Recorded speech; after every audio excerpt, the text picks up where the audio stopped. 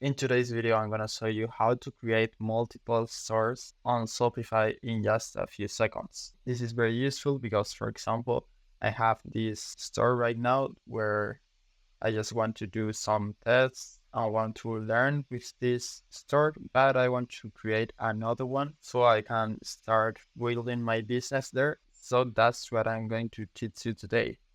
You will be able to manage multiple stores on Shopify just with a Shopify account. So let's see how we can do it. This is very simple. You just need to go to the top right, click here, and then you can see all stores.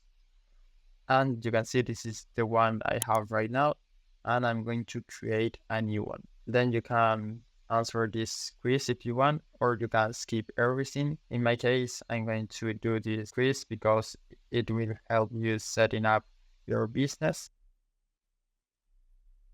And after that, it will take a few seconds to build your store. And now I have everything ready. We can go here and you can see I have two stores right now. This is the one I just created and the one I had before. So that's how easy it is. I hope this was helpful and thanks for watching.